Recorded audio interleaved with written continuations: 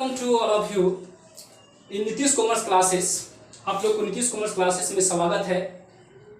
यह जो चैनल है सिर्फ जैक बोर्ड के लिए नहीं, यह चैनल आपका CBSE, ICSE board, other remaining board के लिए है। इस चैनल में फिलहाल अभी जो है एकोम का जो है क्लास स्टार्ट हुआ है और धीरे धीरे एकोम के बाद बीकॉम का भी क्लास इसमें कराया जाएगा, टॉपिक बाय टॉपिक।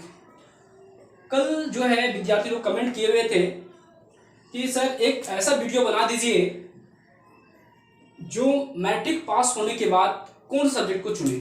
ठीक है, तो आज हम लोग जो है उसी टॉपिक को लेते हैं कि मैट्रिक पास होने के बाद कौन सा सब्जेक्ट को चुनना चाहिए। तो यहाँ पे आज हम लोग देखेंगे कि मैट्रिक पास होने के बाद क्या लेना चाहिए। तो आज देखेंगे कि मैट्रिक पास होने के बाद कौन सा सब्जेक्ट को सिलेक्ट करना चाहिए। तो देखिए, मैट्रिक पास होने के बाद बहुत सारे विद्यार्थियों को समझ नहीं आता कि क्या लेना चाहिए। तो आज मैं आप लोग को बताऊंगा अपने 10 साल के एक्सपीरियंस के आधार पे कि मैट्रिक पास होने के बाद क्या लेना चाहिए। तो चलते हैं। मैट्रिक पास होने के बाद आपके पास 3 कॉलम खुलेगा आपका, एक science department, arts department and commerce. तो देखिए, सबसे पहले हम लोग डिस्कस कर लेते हैं साइंस डिपार्टमेंट में कि साइंस किन विद्यार्थियों को सिलेक्ट करना चाहिए। इन student should select science department. कौन सा स्टूडेंट को साइंस लेना चाहिए?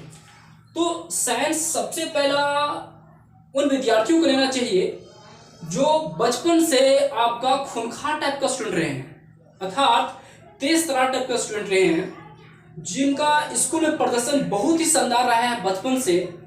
तो पहला साइंस लेते समय यह ध्यान देना चाहिए कि बचपन से तेज तरार होना बहुत ही जरूरी है। जो बचपन से अपना मेहनत करने का जिसमें जज्बा बना हुआ है, अपना खूंखार टाइप का पढ़ने का हैबिट बना हुआ है, तो उन स्टूडेंटों को जो है सबसे पहला विशेषता रूप में ये सब्जेक्ट को सेलेक्ट करना चाहिए। जो तेज तरार टाइप के रहे हैं, बचपन से ही रहे हैं, आपका बहुत ही इंटेलिजेंट टाइप का स्टूडेंट रहे हैं, तो उन स्टूडेंट को पहला आपका लेते समय ध्यान देना चाहिए कि बचपन से आपका बैकग्राउंड कैसा रहा है। तो ये पहला विशेषता है कि आपको तेज तरार होना बचपन से बहुत ही जरूरी है। दूसरा इसमें यह है कि आपका इस सब्जेक्ट को सिलेक्ट करते समय यह भी आपको ध्यान देना जरूरी है कि आपका घर का बैकग्राउंड कैसा रहा है फाइनेंशियल सिचुएशन में। अगर आपका घर का आर्थिक दृष्टि बहुत ही बढ़िया है या मान लेते खराब है, तो क्या आर्थिक दृष्टि जिनका अच्छा है उनको लेना चाहिए या जिनका अच्छा नहीं उनको नहीं लेना चाहिए? क्या करना चाहिए? तो यहाँ पे मैं आप लोग को बताना चाहता हूँ।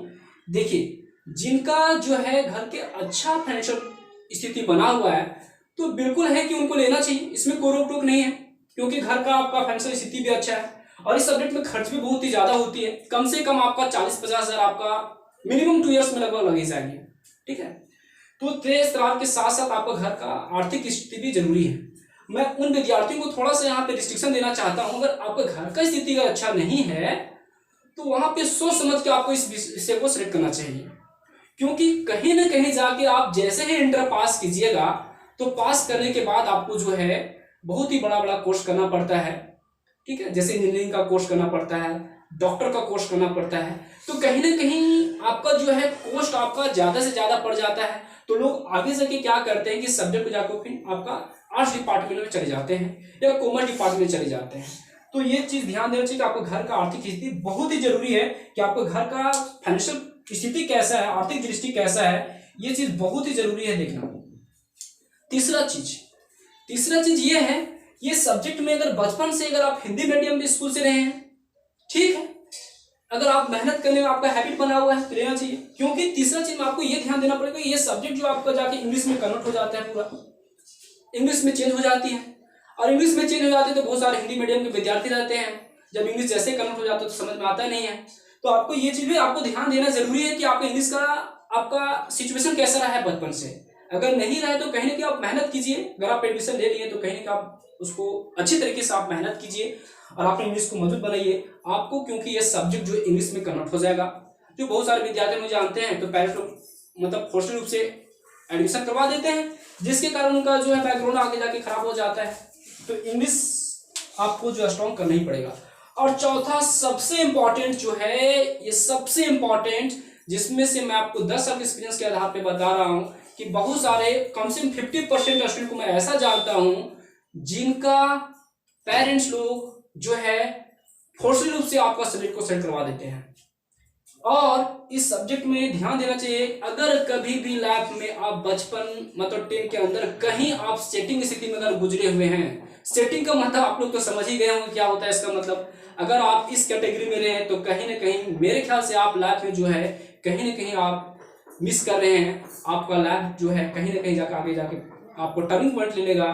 तो ये चीज आपको ध्यान देना पड़ेगा, कहीं आप सेटिंग स्थिति में है कि नहीं है। अगर ये किसी स्थिति से बचे हुए तो बिल्कुल आप इस सब्जेक्ट को ले लेना चाहिए। अगर आप इस स्थिति से अगर नहीं है, अगर जुड़े हुए हैं तो कृपया मैं काइंडली आप उससे रिस्पेक्ट करना चाहता हूँ कि आप इस सब्जेक्ट को सिलेक्ट ना करें, क्योंकि आप अगर इस कैटेगरी में रहिएगा तो आपको पढ़ाई जो अच्छी तरीके से नहीं हो पाएगी। तो आप लोग को समझ में आ गया होगा साइंस लेते समय 4 चीजों को ध्यान देना चाहिए। सबसे पहला तेज तरार तो होना ही चाहिए, बचपन से खूंखार टाइप का स्टूडेंट होना चाहिए, मेहनत करने का जज्बा होना चाहिए।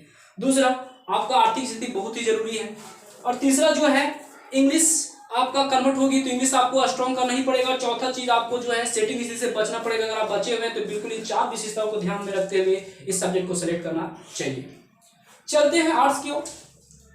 बहुत सारे विद्यार्थी लोग 90% में विद्यार्थियों को बताना चाहता हूं, मैट्रिक तो पास होते हैं, 90% जिसका इच्छा नहीं करते किसी कारणवश, चलो किसी तरह ले लेते हैं नाम का, मतलब सोचते हैं, लेकिन 10% विद्यार्थी लोग ऐसा होते हैं, ये मैं नहीं पूरा बोल रहा, 90% बोला, 10% ऐसे विद्यार्थी भी होते हैं जो पूरा जज्बा के साथ इस सब्जेक्ट को लेते हैं और इसको पढ़ते हैं। ध्यान देना चाहिए कि यह सब्जेक्ट जो है आप जो पढ़ रहे हैं कहीं ना कहीं आप मैट्रिक से पीछे आपका जो पढ़े हुए वो चीज कहीं ना कहीं रिपीट करेगा। साइंस में भी वही चीज है, कुछ ना कुछ आपको रिपीट कर, लेकिन इंग्लिश में कन्वर्ट होगा। तो आप में इसमें क्या होता है कि 10% विद्यार्थी जो खूंखार टाइप को होते हैं वो लेते हैं, लेकिन 90% विद्यार्थी नहीं पढ़ने की सोच में किसी तरह ले लेते हैं।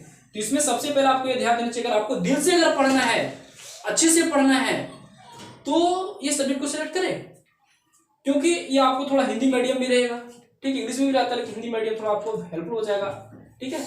दूसरा चीज, इसमें आपको जो है ये भी आपको ध्यान देना चाहिए कि आपको जो है इसमें आपका बहुत ही बड़ा आपका कैटेगरी का भी इसमें आपका पकड़ बन सकता है। जैसे आप BC SP बन सकते हैं, IAS भी बन सकते हैं, कोई दिक्कत नहीं है, लेकिन 10% विद्यार्थी लोग ही इसमें कवर कर पाते हैं और आपको अच्छी तरीके से मेहनत करना पड़ेगा।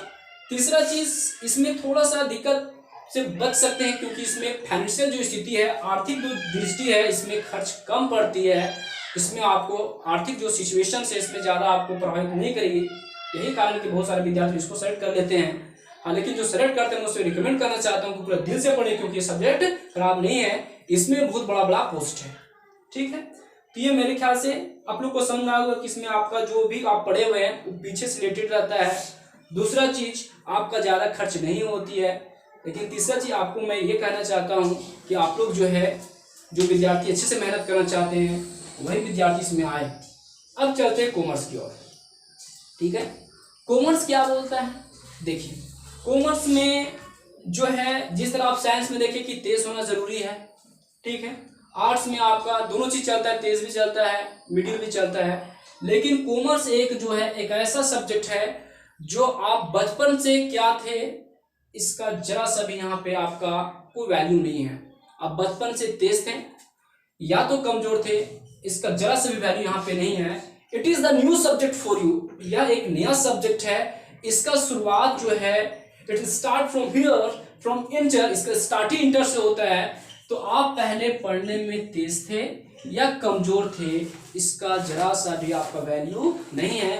आप अगर यहाँ से आप मेहनत करते हैं तो आप यहाँ से आप आगे बढ़ सकते हैं, बहुत ही टॉप लेवल तक पहुँच सकते हैं। पहला चीज ध्यान देना चाहिए। बहुत से विद्यार्थी लोग तो तेज होते हैं, सब्जेक्ट कॉमर्स ले लेते हैं, लेकिन क्या करते हैं कि फर्स्ट ईयर में ध्यान नहीं देते हैं, ठीक है, जिसके कारण उनका क्या होता है कि बैकग्राउंड आगे जाके खराब हो जाता है।